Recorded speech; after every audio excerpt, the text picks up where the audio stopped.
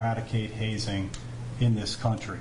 I think it's important and historic because what we have here is a university that is stepping up. There is no chance that we are ever going to stop hazing in this country if universities don't take a more proactive stance to enforce anti-hazing rules on college campuses in this country.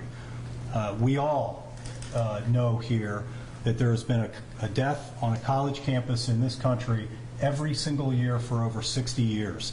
And until universities become more involved in putting a stop to this behavior, we're going to see more deaths, and we don't want that to occur. I specifically would like to thank President Dr. Rodney Rogers, the president of Bowling Green State University, and his general counsel, Natalie Jackson. These are two people that understand the problem, the epidemic of hazing in this country, and I believe that they are committed to partnering with us to put a stop to hazing, certainly at Bowling Green and other campuses in the state of Ohio and beyond.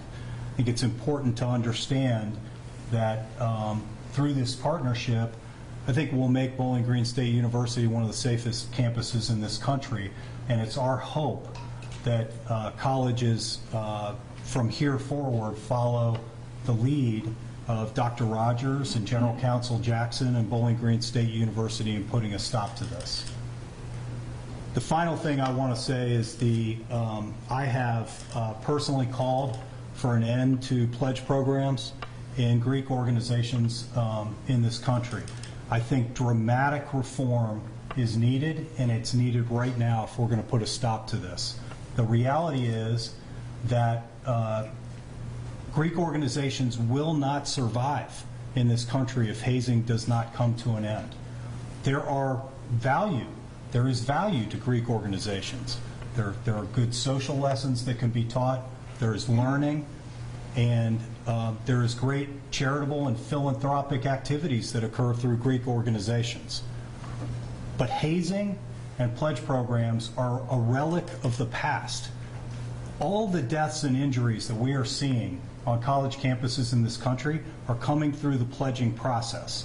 Active members have something the pledges want, and the pledges will do almost anything they're told to do to get it. And we have to put a stop to that. And so I've asked the Inter-University Council to take a gigantic step here and to eliminate pledge programs on college campuses in the state of Ohio and beyond, but at a bare minimum, dramatic reform is needed with these pledge programs if we are going to make sure that we don't have press conferences like this for any other family at any point in time in the future. Our goal is to eradicate hazing so no family ever has to go through this again. And one of the great things that the settlement will do is to enable the I Am Stone Foltz Foundation to continue their efforts through Corey and Sherry and DJ Stone's aunt to eliminate hazing in this country.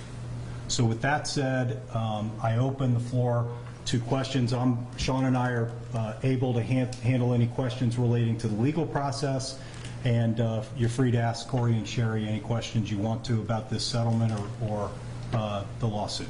Rex, you couldn't get a jury to convict on the most serious charges. I mean, how does that weigh into all of this? The jury obviously said there was some personal responsibility elements to it and didn't quite blame the hazing, and yet, you know, your contention is that the hazing definitely influenced the pledges want something, the people in control have the power. I mean, how does that all play into it? Yeah, and keep in mind the jury did convict them of hazing, and under the laws that existed before Collins Law, those convictions would have been felonies now, and we would have seen much larger prison sentences.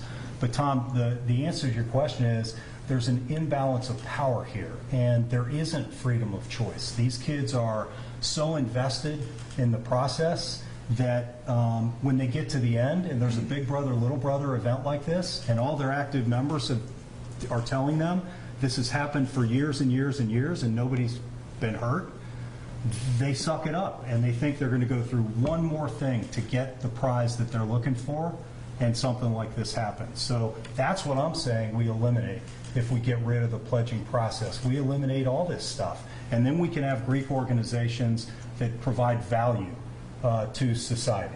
Because I don't think anybody sitting here at this table wants Greek organizations to go away. But hear my words. If hazing continues, Greek organizations will not survive. Sherry, what are your thoughts on this settlement now that it has a dollar figure and now that this portion seems to be over? What's running through your head today? Obviously, the money has nothing that means anything to us because it's not going to bring Stone back. But what it does allow is us to move forward and help us through the foundation, as Rex mentioned, continue the education piece of it, and teach the students, the community, the parents, about hazing, and we can continue our fight in saving lives. Would you say this is closure for you and your family? There's never going to be any closure. Nothing's going to bring Stone back, obviously. So that piece of our heart's never going to be filled again. So closure's never going to be there for us.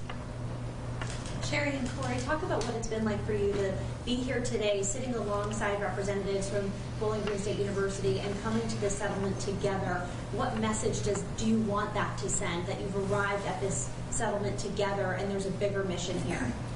From day one, we've always wanted the same thing as Bowling Green, to eradicate hazing across the country. So I strongly believe that today, moving forward, we can work with Bowling Green, and Bowling Green will be one of the first universities to take the big step towards eliminating hazing across this country. And let me tag team on that. Dr. Rogers, the president of Bowling Green State University, and his general counsel, Natalie Jackson, were in this office just days after Stone passed away. These are administrators that are good people, and they took it personally. And I believe that they are fully committed to joining with us to put a stop to this, first on their campus, but I think their interest is on no college ever having to experience what they've experienced here, and no family having to experience what the Foltz family has gone through. Sherry, Corey, how does this feel different from the end of the criminal trial in the civil portion? It's different because I feel like now we can move forward and we can continue to hopefully partner with BG and make progress in eradicating hazing. Whereas the criminal trial, we had no control over it really. Now we have control with BG and hopefully can again work together and continue the education piece of it. We can make today a positive move where after the criminal trial, no one won. We left there as grieving parents, and those individual boys that were involved left there as criminals. It was a no-win situation after the criminal trial. And let's all keep in mind that these young kids do have responsibility for what happens in these situations, but they're just behaving within a system that was created for them years and years ago by adults. And one of the things that we think is monumental with this resolution is that we have a university that is now at the table and is in the room. We have an adult in the room to help us put a stop to this. I think the judge in the criminal trial couldn't have said it any clearer at the sentencing. If we are going to continue to foist responsibility to end hazing on 18 to 22-year-old kids, it's never going to end. We now have the adults in the room, and that's where the change is going to occur. So how do you then stop behavior on a Saturday night at 10 p.m. when you have all those adults that you say are in the room, but at Saturday night at 10 p.m. there's no adults, it's 18 to 22-year-olds? Well, if you get rid of the pledge program and you have these ritualistic events that are replete with alcohol and drugs, you'll go a long way. But let's face it, we have a problem with alcohol abuse on college campuses, and that's not an issue we're here to talk about today, but it's a big problem, and it needs to be tackled as well. Can you talk at all about specifics with the Stone Foltz Foundation, some of the specific work that's going to be done? You talk about some training. Is there anything beyond that you can think of, or expansion of some of the work that you want to do? Yes, we hope to continue the education. We want to take that further. We think it's important to get it into the high schools, just because it's going to be, before they go off to college. We need to teach them about the whole, peer pressure and belonging. We need to give them a sense of, how to handle that before they get off to college and, have their own responsibilities and becoming an adult and making those decisions. I think the education is going to be a huge part of it, and we will continue that, and we will continue to fight on until we can, get this education passed and into the schools. With our foundation, we have done several different speaking engagements, and part of our training is just as simple as alcohol poisoning, to know how much is too much. And we really want to get that out in front of parents so they can get involved with their children and help keep them safe and make the right decisions, as well as with high school and middle school kids to understand how much is too much of alcohol. What do you think Stone would say today? I think he would tell us he's proud of us. He knows we have the fight in us and we won't stop. And that day in the hospital, I'm making that promise to him that we would end hazing and we wouldn't allow this to happen to anyone else. And I think he would be proud because he knows that's exactly what we're doing. And I think he'd be smiling. I think he'd be very happy to hear that we're caring for other parents' children as well. I mean, to this day, we hear stories of Stone and how he's touched other individuals. So I think he would be very proud that we're continuing his legacy by helping others.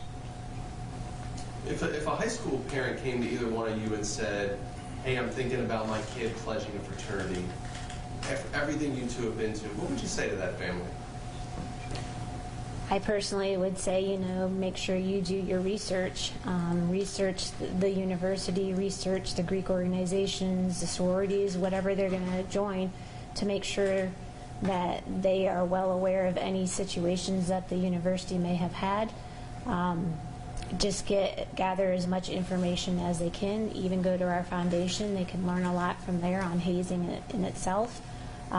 And that we're always going to be there, and if they have any questions, to please reach out. A lot of the harm during the fraternity and sorority process happens during the rush week. If I was talking to another dad one-on-one, I would ask him to ask those difficult questions. Once you receive your invite, are you considered in the fraternity or sorority?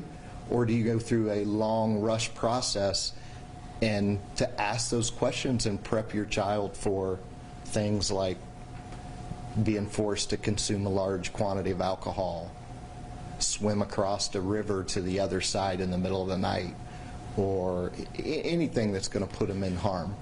I would just try to help those parents understand and ask those difficult questions.